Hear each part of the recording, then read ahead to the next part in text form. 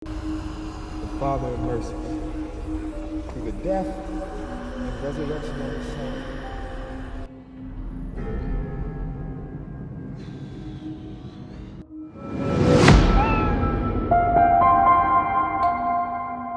Disutradari oleh Justin Denton, film ini berkisah tentang pemuda bernama Rick Malone yang hidup miskin tanpa mengenal ayahnya. Setelah ibu mengakhiri hidup, Rick menjadi pekerja konstruksi di rumah besar milik pengusaha kaya raya. Di suatu ketika, Rick bertemu dengan pebisnis maestro yang sedang mencari pewaris atas harta miliaran dolar. Pebisnis itu membuat kesepakatan pada mereka yang tergiur harta peninggalan darinya. Para calon pewaris harus melakukan ritual kuno dengan menyantap makanan di atas mayit pria pebisnis itu tanpa menyisakan sedikit pun. Nyaris tak bisa bertahan hidup, akankah Rick Malone menyanggupi syarat dari pebisnis itu? Berikut ceritanya.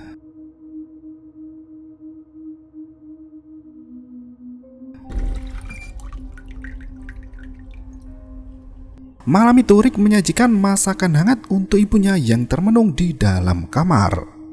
Tak lupa obat-obatan disajikan dalam gelas kecil agar penyakit ibu segera sembuh. Dengan membawa nampan, Rick memanggil ibunya yang sibuk berdoa membaca ayat Alkitab dengan rosario merah di tangan kirinya. Rick sempat terhenyak melihat kondisi wanita itu yang tampak memprihatinkan. Tangan kanan itu menggenggam pistol, sementara mulutnya sibuk berdoa tanpa henti. Seketika itu, 3 tahun setelah kematian ibu, Rick yang berusia 20 tahun terbangun dari tidur panjang dan bergegas pergi kerja dengan naik kereta.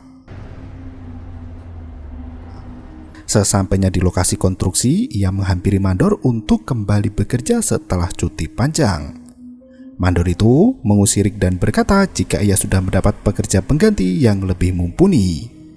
Sahabat dekat Rick yang juga pekerja bangunan berusaha membujuk sang mandor agar menerima Rick kembali. Rick pun berjanji tidak akan pernah datang terlambat, apalagi mangkir dari pekerjaannya lagi. Setelah diterima, Rick langsung mengangkut galian tanah menuju mobil bak terbuka. Saat mereka hendak menuang tanah, gerobak dorong itu terjatuh hingga gagangnya melukai perutnya. Melihat ada luka yang cukup parah, Rick meminta bantuan pelayan wanita yang bernama Anton. Wanita itu membawa Rick ke kamar mandi lantai 2 agar bisa membersihkan luka di perutnya sendiri. Setelah memberikan obat dan kapas, Anton melenggang pergi bersama pelayan wanita lainnya. Rick ditinggalkan sendirian hingga lupa jalan pulang. Ia melintasi koridor dengan kamar yang pintunya terbuka sedikit. Di dalam kamar itu terdapat segepok uang yang tergeletak di atas meja. Rick menyelinap masuk ke dalam untuk mengambil sejumlah uang sesuai dengan kebutuhannya sendiri. Saat ia hendak pergi, tiba-tiba seorang pria memanggil dari balik kursi kerja. Ternyata pria itu memergoki Rick yang asik mencuri di rumahnya. Tak berselang lama, Anton masuk ke ruangan dan langsung memecat Rick dari pekerjaan konstruksi. Ia bahkan mengancam hendak menelpon polisi. Rick langsung mengembalikan uang itu dan memohon agar tidak diberhentikan dari pekerjaan. George Drayton memanggil Rick untuk duduk di depannya. Pria tua itu terlihat kurang sehat dengan jarum infus yang menancap di tangannya. Sambil merokok, Drayton berkata mengapa Rick tidak mengambil semua uang dalam tumpukan itu. Rick mengarang cerita dan berkata jika pagi tadi ia kerompokkan di jalan. Ia mengaku hanya membutuhkan sedikit ongkos untuk pulang ke rumah. Ia berjanji akan mengembalikan uang yang dicuri setelah mendapat gaji di minggu pertama. Drayton memberikan setumpuk uang pada Rick dan berjanji tidak akan memecat pemuda itu. Seriously? Sepulang kerja, Rick kembali ke apartemen Jeremy setelah rumah orang tuanya dijual untuk membayar hutang. Sebagai pemuda yang kekurangan harta, Rick sering berangan-angan untuk punya uang yang banyak. Ia pun bertanya apa yang akan dilakukan Jeremy jika punya uang banyak. Pria itu berkata jika ia akan melakukan apapun yang diinginkan seperti merokok, berpesta, dan menggoda wanita. Berbeda dengan Jeremy, Rick menuturkan jika ia mendapat uang banyak, ia akan tinggal di perumahan elit dan makan di restoran mahal senilai $500 untuk sepiring nasi. Rick tak bisa membayangkan bagaimana manusia mendapat kekayaan yang tak terbatas dengan uang yang terus mengalir tanpa henti. Jeremy menuturkan jika dunia tidak bekerja seperti apa yang dipikirkan sahabatnya itu. Ia meminta Rick untuk berhenti mendambakan hal yang tak mungkin. That's why you and Tanya didn't work out. You gotta stop starting shit you can't finish. Pagi harinya, mereka kembali bekerja sebagai kuli bangunan di rumah Drayton. Saat Jeremy berbincang dengan sahabatnya itu, Anton memanggil Rick karena Drayton hendak berbicara empat mata. Di waktu yang sama, pria tua itu sibuk menyantap buah-buahan segar dan berbagai makanan mahal lainnya. Di depannya, Rick duduk termenung tanpa menyantap satu butir buah pun yang terhidang di atas meja. Drayton mulai curhat tentang kehidupannya yang menyedihkan. Ia tak memiliki keluarga ataupun keturunan yang bisa mewarisi semua harta. Ia pun sangat menyesali hal itu, namun waktu tak bisa berputar ke masa lalu.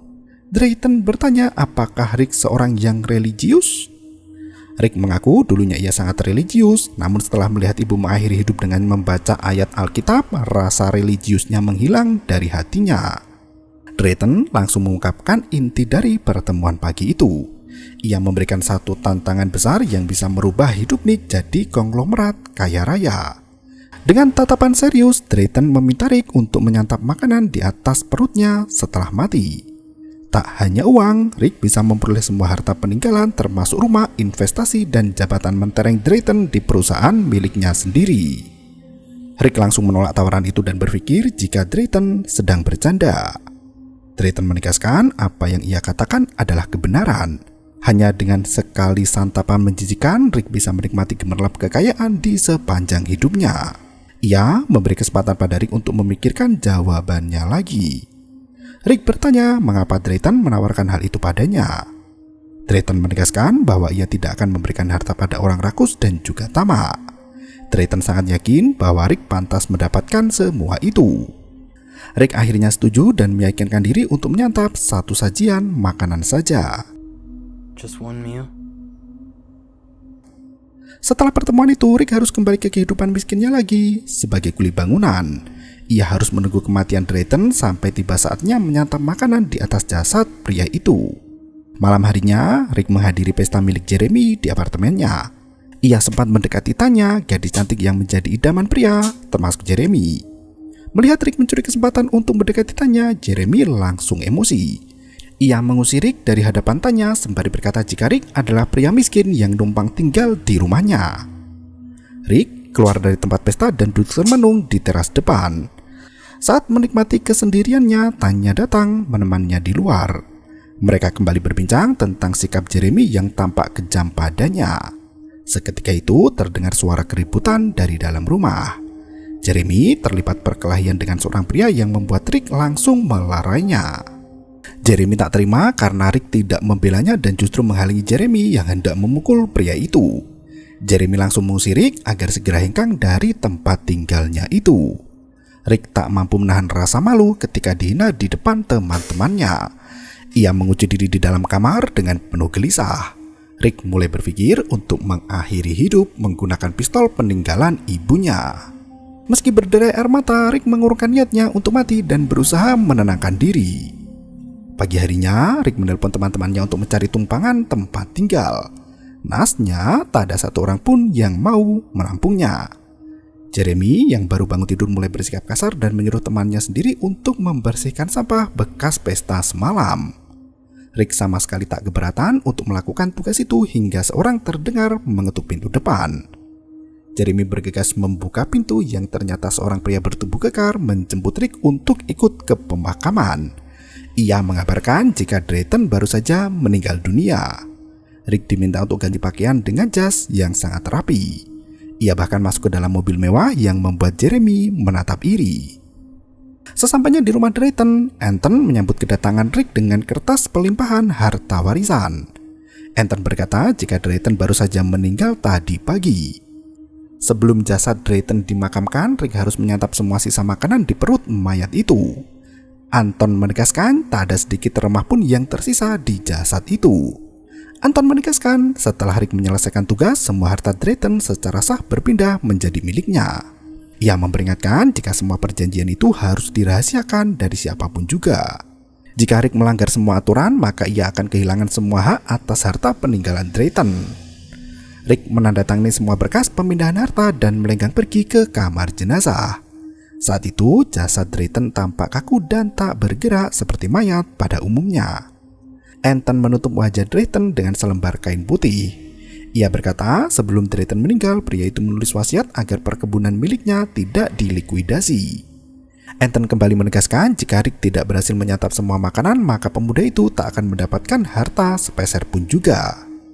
Petugas menyiapkan sajian makanan yang harus dimakan saat itu juga. Rick bersimpuh di hadapan jasad Drayton dan mulai menyantap setiap sajian makanan yang tersaji di atas perutnya. Rick menyantap satu persatu dari semua sajian yang menjijikan itu. Bahkan lalat pun ikut berterbangan di sekitarnya. Saat Rick hendak menyerah, Anton menatap penuh tajam seolah memaksa pemuda itu untuk menyelesaikan misi yang sudah dimulai. Saat Rick sudah tak sanggup lagi karena kekenyangan, makanan lain datang dan dituangkan ke atas jasad Drayton. Rick menatap ke arah Anton dengan wajah melasnya. Anton memaksa Rick untuk lanjut makan hingga suapan terakhir. Rick berusaha mengunyah sajian itu meski berulang kali hampir muntah. Setelah semua makanan berhasil dilahap habis, Rick harus membaca kalimat permintaan Drayton dengan lantang. Anton menegaskan kalimat itu akan mengikat kontrak antara Rick dengan Drayton. Rick pun membaca dengan keras bahwa ia siap menanggung semua dosa yang dilakukan Drayton semasa hidupnya dan ia menggadaikan jiwanya sendiri. Rick membubuhkan tanda tangan terakhir dan langsung muntah di wastafel kamar mandi. Pemuda itu tak sanggup mengendalikan diri hingga terbaring lemah di atas ranjang. Saat tertidur lelap, Rick bermimpi tubuhnya tenggelam dan dihampiri oleh bayangan sosok misterius yang mulai mencengkram tubuhnya. Ia terbangun di pagi hari dan menemukan emas batangan bernama Rick Maloney. Kini, Rick hidup bergelimang harta dengan rumah mewah yang menjulang di depan mata. Ia melihat pelayan pria yang berdiri di bawah tangga. Saat Rick hendak mengejarnya, pria itu langsung lari dan menghilang begitu saja. Anton menghampiri majikan barunya dan membawa Nick untuk berkeliling rumah. Anton menegaskan jika semua karyawan di sana bekerja dengan perintah yang eksplisit. Mereka dilarang melakukan kontak mata dengan sang majikan. Anton bahkan meminta maaf atas kesalahan bawahannya itu. Sesampainya di depan rumah, Anton berkata jika semua kekayaan itu kini menjadi Rick dan bisa dicat ulang atau direnovasi sesuka hati. Rick bisa memulainya dari awal jika ia menginginkannya.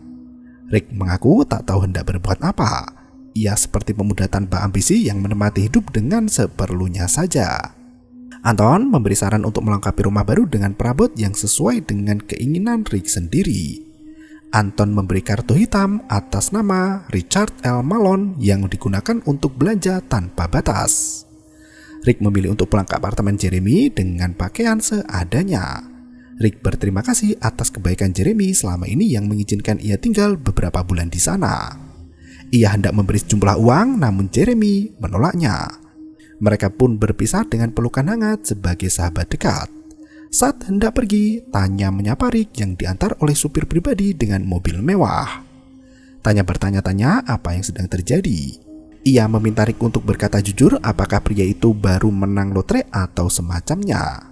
Rick tak bisa menjelaskan apapun dan berkata jika ia mendapat banyak uang jauh lebih besar dari sekedar menang lotre. Rick mengajak Tanya untuk minum bersama, namun wanita itu menolak. Tanya masuk ke rumah Jeremy sembari berkata jika ia punya agenda lain. Akhirnya Rick pergi ke klub sendirian untuk menikmati minuman mahal di sana. Pria tua yang duduk di sebelah Rick meremehkan pemuda itu dan berkata jika Rick sebaiknya pesan bir murah saja. Rick langsung memesan 2 minuman paling mahal untuk diberikan ke pria tua itu. Si pria tua langsung pergi begitu melihat kartu hitam yang menandakan uang Rick tak terbatas jumlahnya. Rick pulang ke rumah mewah dengan sebotol makanan mahal. Sesampainya di kamar, ia menikmati minuman itu sendirian. Saat menenggaknya, seorang wanita tampak berdiri di depan pintu rumah dengan tatapan tajam. Rick sampai mimisan begitu energi jahat menyeruak. Ia menoleh ke arah pintu di mana sosok wanita itu menghilang secara misterius seketika itu. Hantu wanita itu mencekik Rick dan bertanya mengapa ia melakukan semua itu. Rick ditenggelamkan ke dalam air dan ia terbangun dalam kondisi meja yang berserakan di lantai. Rick berteriak memanggil Anton dan menuduh wanita itu telah membius dirinya. Anton tak mengerti apa maksud dari perkataan majikannya itu. Rick menjelaskan jika ia melihat seorang perempuan yang mati basah kuyup dan menenggelamkannya ke kolam. Ia bertanya apa yang sebenarnya terjadi pada dirinya itu. I don't think I understand your meaning. Anton menunjukkan mantra yang dibaca Rick setelah menyantap makanan di atas tubuh Drayton. Ia menjelaskan sejak Drayton diserang penyakit mematikan, pria itu sering menjalankan tradisi agama yang tak lazim. Ia mencari cara untuk melarikan diri dari yang ia yakini sebagai takdir neraka. Drayton sangat takut dengan ancaman neraka dan membuatnya rela mengikuti aliran sesat. Ajaran yang diikuti Drayton berasal dari Inggris dan Wales, di mana pada tahun 1700-an hingga 1800-an sebuah keluarga mempraktekkan cara yang sama. Mereka mempekerjakan seorang petani untuk memakan makanan mayat di atas jasad setelah meninggal. Orang yang menyantap makanan itu akan menanggung dosa dari si mayit dan membawa semua beban sampai mati. Rick tergetar saat mengetahui bahwa ia menjadi pemakan dosa yang menanggung kejahatan Drayton selama hidupnya. Anton menegaskan bahwasannya Rick tidak hanya mewarisi kekayaan Drayton, namun juga pemuda itu mewarisi semua beban dan kejahatan hidupnya. Ternyata kekayaan yang di atas rata-rata menyimpan beban yang berlebihan bagi pemujanya. Rick langsung ketakutan dan melenggang pergi. Ia tak mau menanggung dosa orang lain, bahkan kejahatan yang tidak pernah ia lakukan. Anton membujuk Rick untuk kembali masuk ke dalam rumah dan menyelesaikan semuanya bersama. Rick malah melenggang pergi mengendarai sebuah mobil.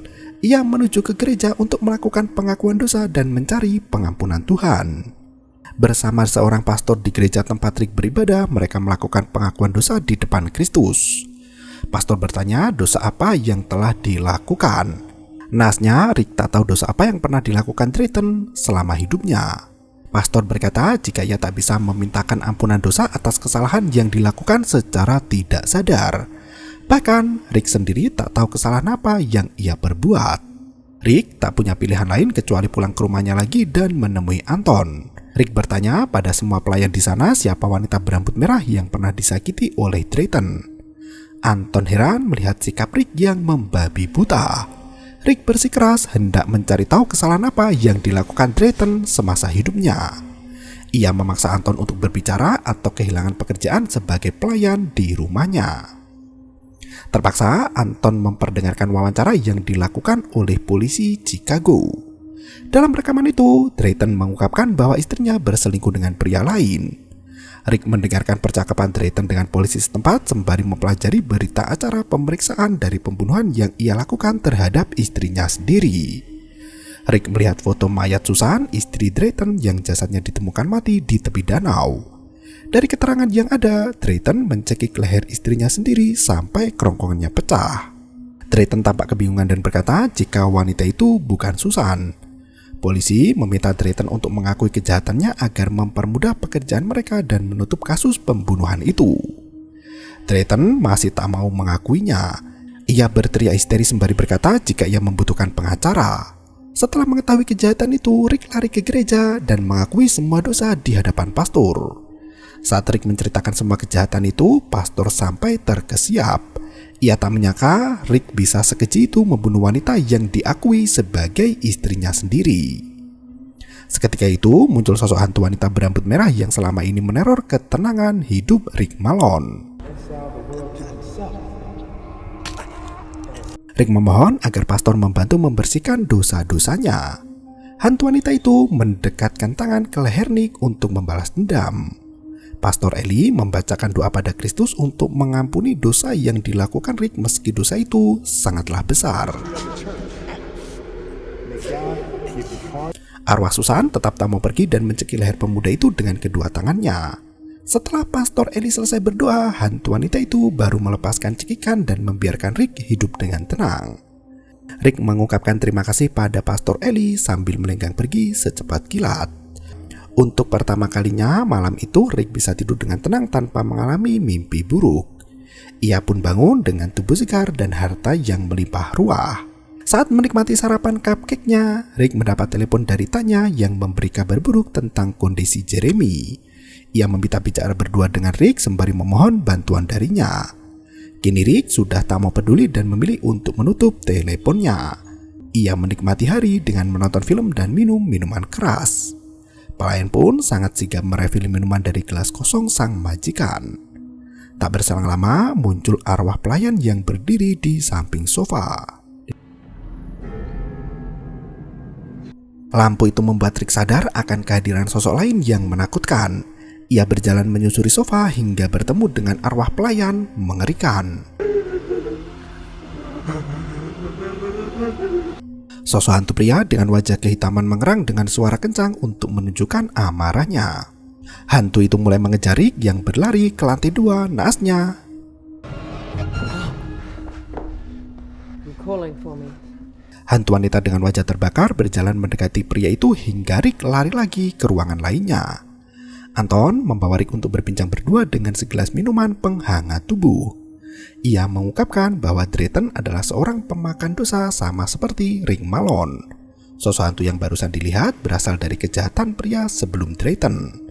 Rick bisa saja membawa dosa lainnya yang jauh lebih besar dan lebih mengerikan lagi. Semua korban kejahatan dari mayat sebelum Drayton tidak akan membiarkan pembunuhnya hidup dengan tenang. Mereka akan memberikan penyiksaan selama Rick masih memikul beban itu. Sejak dihantui oleh arwah korban yang dibawanya, Drayton sering menyendiri dan ketakutan di sepanjang hari sama seperti yang dialami Rick saat ini.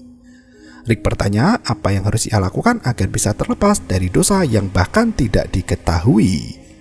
Anton menegaskan jika Rick harus melakukan apa yang Drayton lakukan dan apa yang sudah dilakukan oleh setiap pemakan dosa sebelumnya.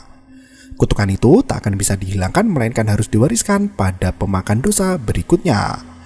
Jika Rick masih ingin menikmati kekayaan, ia harus berdamai dengan semua teror yang menghantui hidupnya. Anton menyarankan agar Rick menikmati kejayaannya dan membelanjakan sebanyak yang ia bisa. Anton memberi sebotol obat penenang yang bisa mengurangi rasa depresi akibat teror hantu. Ia berjanji akan menemukan apapun juga untuk mengurangi rasa sakit di hati Rick Malone. Setelah berpikir panjang, Rick tak mau melakukan hal yang sama seperti para pemakan dosa lainnya. Ia melenggang pergi ke gereja untuk menemui Pastor Eli lagi. Karena layanan sudah ditutup, Rick memohon dengan sekuat tenaga karena hanya Pastor Eli yang bisa membantu masalahnya. Pastor Eli meminta Rick untuk pulang dan tidur karena waktu sudah larut malam. Ia berjanji akan melayani kembali esok hari. Rick terpaksa pulang ke rumah mewahnya dan menenggak berbagai macam obat penenang. Obat penenang itu memberi efek tidur, namun Rick kembali terbangun di saat malam masih panjang. Ia menenggak obat itu lagi sembari rebahan di atas ranjang. Samar-samar terlihat sosok arwah mengerikan yang berwujud gemuk dengan mata bercahaya. Rick tak mampu menyembunyikan rasa takut meski sudah menenggak beberapa pil tidur dan obat penenang. Seketika itu, arwah pria gemuk itu mencekik dan menindih tubuh Rick hingga tercekat kehabisan nafas. Makhluk itu menghilang begitu Anton masuk ke dalam kamar. Rick memuntahkan busa putih seperti overdosis. Anton yang panik langsung memanggil ambulan. Sementara itu Rick masuk ke alam arwah hingga bertemu dengan mendiang ibu tercinta. Ia menghampiri sosok wanita yang berdiri di balik selimut tebal. Seorang dokter menyuntikkan obat ke tangan Rick sembari membangunkan pria itu dari kondisi sekaratnya. Beruntung, nyawa Rick masih bisa diselamatkan dari koma singkat. Anton sengaja memanggil dokter ahli untuk mengobati Rick yang hampir mati keracunan obat penenang. Setelah Rick kembali, Dr. Kildare pamit pergi. Rick bertanya pada Anton apakah jika ia mati kutukan akan berakhir. Anton menganggukkan kepala. Rick berpikir untuk mati suri dan menjalankan tradisi untuk memindahkan kutukan pada orang lain. Ia meminta Anton untuk membantu melancarkan aksi mati surinya, namun Anton mengungkapkan janji setianya untuk terus melayani pemilik harta warisan kemanapun ia pergi tanpa peduli siapa pemiliknya. Rick tertegun melihat hantu wanita lain yang berjalan dengan pundak penuh darah mengalir dari kepala. Rick melenggang pergi menjauhi hantu sembari mengangkat telepon dari Jeremy. Ternyata pria itu terlilit banyak hutang dan diancam oleh debt collector yang kejam. Jeremy hampir mati diajar para debt collector yang menagih hutang. Ia memohon bantuan pada Rick untuk meminjamkan sejumlah uang padanya. Rick langsung melenggang pergi dengan segepok uang dalam amplop. Saat memasuki mobil, hantu pria gundul muncul di samping pria itu hingga membuat Rick ketakutan. Mereka melenggang cepat ke apartemen Jeremy di mana Rick bergegas masuk ke kamar sahabatnya itu. Begitu sampai di dalam kamar apartemen, tempat itu sudah berantakan. Rick membawa pistol untuk berjaga-jaga jika ada orang jahat yang hendak membunuhnya. Ia berjalan menuju ke kamar depan dan menemukan tubuh pria di atas ranjang. Ternyata hantu seorang pria merintih minta tolong dan tiba-tiba berubah menjadi tanya. Gadis itu merintih kesakitan di mana darah mengalir deras dari dadanya. Rick berteriak memanggil pelayan untuk membantu menyelamatkan gadis itu. Nasnya, Tanya tak bernafas lagi pertanda gadis itu telah mati. Pelayan terpaksa menjauhkan Rick dari TKP agar tidak dituduh sebagai tersangka. Sesampainya di rumah, Anton membantu membersihkan darah dari tangan Rick. Pemuda itu merengek ketakutan sembari memohon agar semua kutukan dihentikan. Akhirnya Anton mengundang Jeremy untuk datang nanti malam. Rick duduk di depan pria itu dengan wajah sembabnya. Jeremy menangis sembari berkata jika Tanya meninggal dunia. Jeremy yang terlilit banyak hutang, namun Tanya dijebak masuk ke kamarnya hingga jadi korban pembunuhan. Jeremy merasa bersalah atas kematian Tanya, namun ia tak bisa menyembunyikan kejahatannya sendiri. Ia meminta pekerjaan pada Rick dan berjanji akan melakukan apapun untuk membantunya. Anton berkata jika Rick hendak memberi tawaran menggiurkan. Anton menjelaskan jika Jeremy harus menjadi pemakan dosa bagi Rick dan makan di atas mayatnya. Ia tak boleh meninggalkan satu remahan pun dan setelah itu semua kekayaan akan menjadi milik Jeremy. Anton berusaha meyakinkan Jeremy dengan segala kekayaan yang di atas rata-rata. Ia membujuk pria itu agar mau melakukan ritual pemakan dosa. Setelah Jeremy menyanggupinya, Rick berbaring di atas meja makan dengan tubuh penuh luka cabikan. Dr. Kildare mendampingi proses kematian itu agar tidak gagal. Anton ikut menguatkan Rick bahwa semua akan berjalan sesuai rencana. Dr. Kildare menjelaskan bahwa waktu maksimum yang bisa ia izinkan adalah 4 menit. Jeremy harus menyelesaikan makanan sebelum 4 menit berakhir. Setelah semua siap, Jeremy masuk ke dalam ruangan dengan penuh tanda tanya. Anton menegaskan jika semua ritual itu adalah rahasia. Jika Jeremy melanggarnya, maka ia gagal mendapatkan kekayaan. Suntikan mematikan diinjeksi ke tubuh Rick hingga membuat pemuda itu sekarat. Dalam kondisi koma itu, Rick melihat berbagai kejadian mengerikan yang membuat tubuhnya menggigil ketakutan. Ia berjalan ke satu arah di mana arwah anak kecil merengek minta tolong dengan sekujur tubuh hangus terbakar. Rick menoleh ke belakang dan melihat arwah lain berdiri dengan leher terikat rantai besi. Ia berjalan ke satu arah di mana suara ibu terdengar lirih di sana. Tepat di ujung tempat itu, sosok wanita merintih memanggil namanya.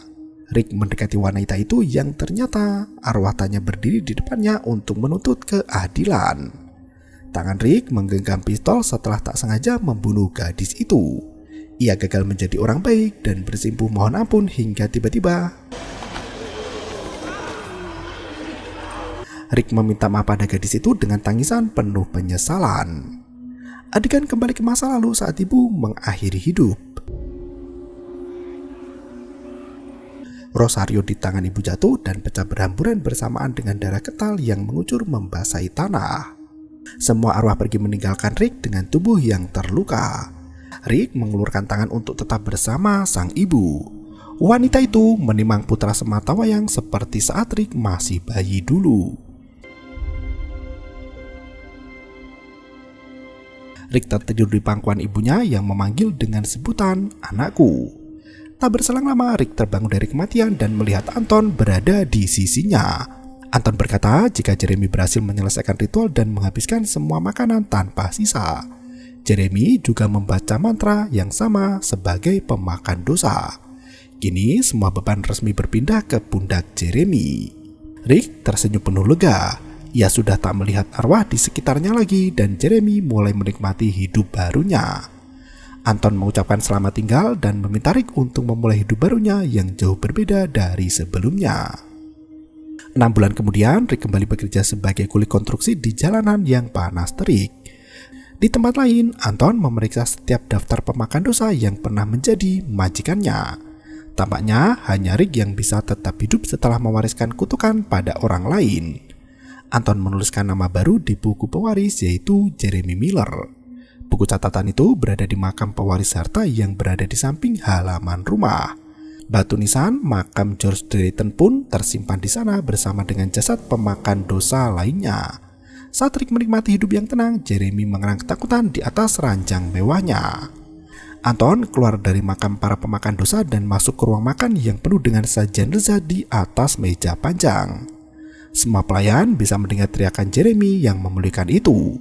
Mereka menutup pintu kamar sementara Anton menikmati sajian makanan untuk dirinya sendiri. Rick duduk termenung di bawah pohon bersama arwah Tanya.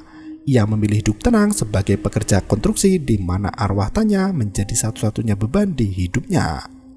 Kenangan membunuh Tanya tak pernah sepenuhnya hilang dari dirinya karena itu merupakan pengingat dosa yang tak bisa diungkapkan Rick. Meski demikian, arwah Tanya tak pernah mengganggunya seperti teror di rumah warisan Drayton dan film pun berakhir. Dengan kualitas visual yang menarik, kisah unik yang dialami Rick menjadi pengingat bahwa kekayaan bukan jaminan untuk hidup bahagia. Alih-alih menikmati harta, Rick justru terjebak dalam kutukan mengerikan. Ia menanggung semua dosa daripada Sin Eater sebelumnya. Ritual yang dilakukan Rick dalam film ternyata benar terjadi di dunia nyata. Sejak abad pertengahan hingga abad ke-19, praktik ritual kuno dilakukan dengan menyantap roti yang sengaja diletakkan di dada orang mati. Terkadang mereka juga menyajikan bir di samping roti. Mereka yang ditunjuk sebagai pemakan dosa biasanya berasal dari orang buangan sosial yang miskin. Tindakan itu diyakini dapat menyerap dosa dan membersihkan jiwa mereka yang telah mati agar tenang menuju akhirat. Cerita rakyat itu menjadi rumor menakutkan di kalangan orang kaya yang mengesampingkan moralitas.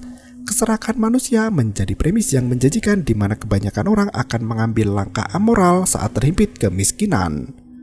Mengusung tema yang menarik tentang konsekuensi supranatural, alur cerita berhasil digambarkan dengan jelas. Secara keseluruhan, film ini berhasil menggabungkan kisah mistis dengan dilema moral di dunia modern. Sebagai sajian seram dan memuaskan, film ini merupakan debut terbaik sang sutradara hingga membuat penonton berpikir ulang tentang kehidupan orang kaya yang di atas rata-rata. Terima kasih dan sampai jumpa. Yo, bermau, itu ketarep.